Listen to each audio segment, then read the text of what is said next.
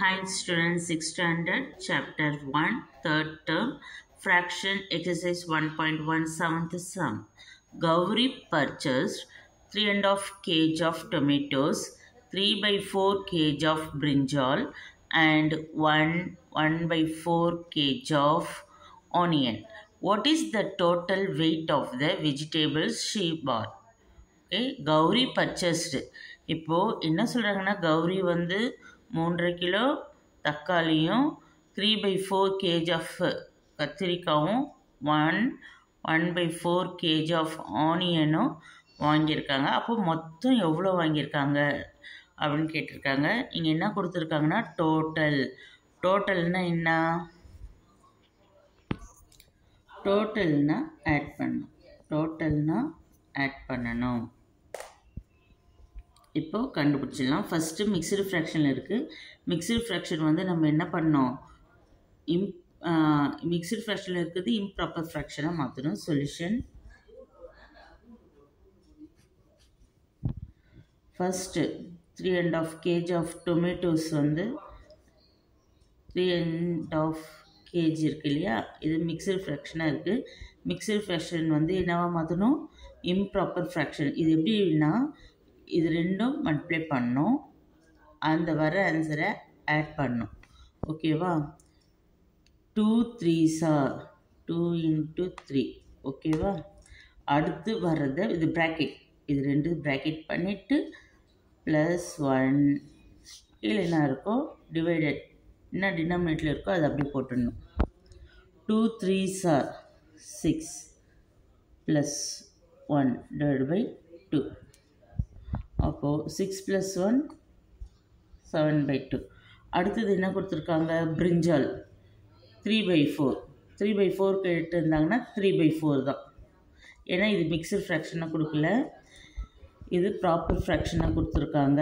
Base எப்போ வந்து ஸ்ட்ராங்காக இருக்கோ அதிகமாக இருக்கோ பேஸ், அது ப்ராப்பர் ஃப்ராக்ஷன். இது அப்படியே தான் ஆன்சரில் நம்ம எழுத போகிறோம். நெக்ஸ்ட்டு வந்து மிக்சடு ஃப்ராக்ஷனில் கொடுத்துருக்காங்க onion 1/4 kg of onion 1/4. Okay, இப்போ இதுவும் என்ன பண்ணோம்? மிக்சடு ஃப்ராக்ஷன், இது ஹோல் நம்பர், இது இது டினாமினேட்டர், இது ரெண்டுமே மல்டிப்ளை பண்ணோம், மேலே ஆட் பண்ணோம். எப்படி பார்க்கலாமா? 4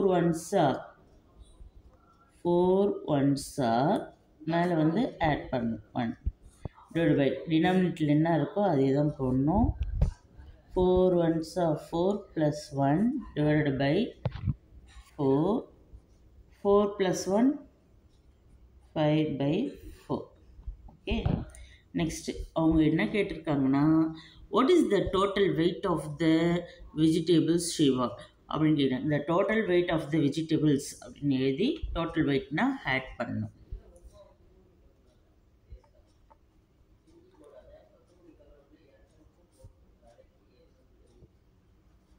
Total weight of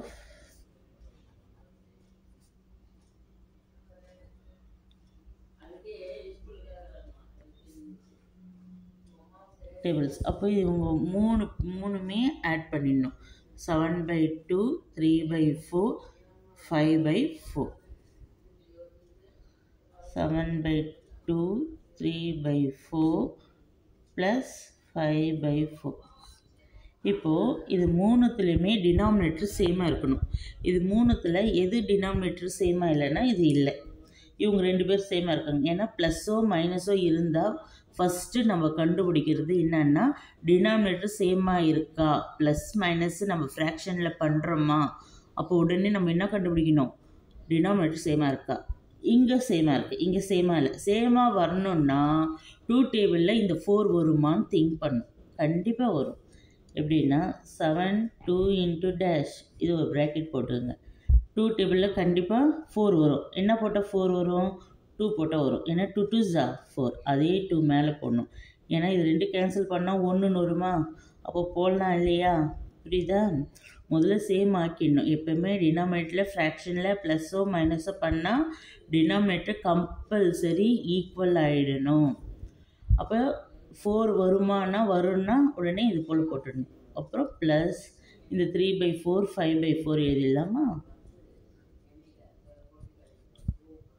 அப்போது 7 2s are 14, 2 2s are 4 plus 3/4 plus 5/4. இப்போ டினாமினேட்டர் சேம்னா 1 டைம் எழுதுனா போதும், நியூமரேட்டர் ஆட் பண்ணிக்கலாம்.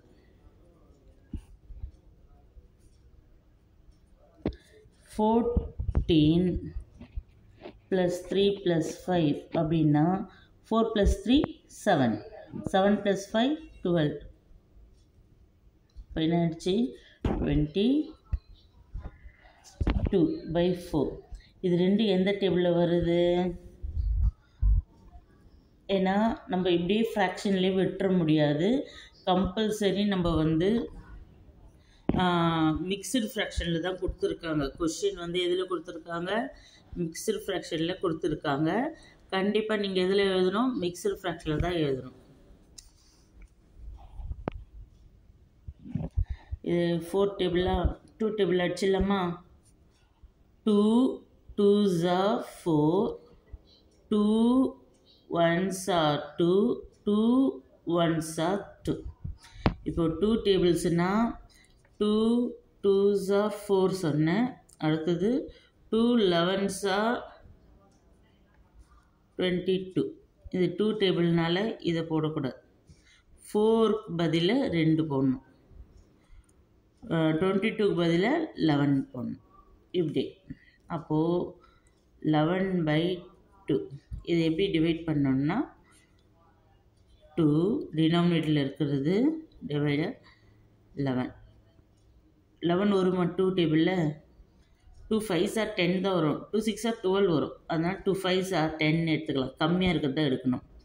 2 5s are 10, ரிமைனிங் 1. இது மிக்சடு ஃப்ராக்ஷன் எப்படி எழுதுறதுன்னா, கீழே இருக்கிறவங்க மேலே போவாங்க, மேலே இருக்கிறவங்கள சைடில் வருவாங்க, சைடில் இருக்கிறவங்க கீழே போவாங்க. இங்கே பாருங்கள், கீழே இருக்கிறவங்க மேலே போவாங்கன்னு சொன்னேன்னா மேலே போயிட்டாங்க, மேலே இருக்கிறவங்க சைடில் வருவாங்கன்னு சொன்னாங்கன்னா சைடில் வந்துட்டாங்க, சைடில் இருக்கிறவங்க கீழே போயிடுவாங்கன்னு சொன்னேன்னா வந்துட்டாங்க. அவ்வளோதான். மொத்தம் அவங்க எவ்வளோ வாங்கினாங்கன்னா 5.5 kg வாங்கியிருக்காங்க. என்னென்னா டொமேட்டோ, பிரிஞ்சால், ஆனியன் எல்லாமே சேர்த்து எவ்வளோ வாங்கியிருக்காங்க? 5.5 kg. அப்போ இங்கே எழுதுனேன். Therefore the total weight of the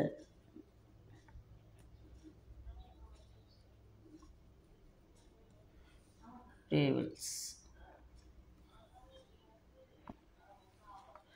கண்டிப்பாக உங்களுக்கு புரிஞ்சிருக்குன்னு நினைக்கிறேன். உங்களுக்கு ஏதாவது டவுட் இருந்தால் கமெண்ட் பண்ணுங்கள், லைக் பண்ணுங்கள், ஷேர் பண்ணுங்கள். மறக்காமல் சுமதி எஜுகேஷனுக்கு சப்ஸ்கிரைப் பண்ணுங்கள். தேங்க்யூ ஃபார் வாட்சிங்.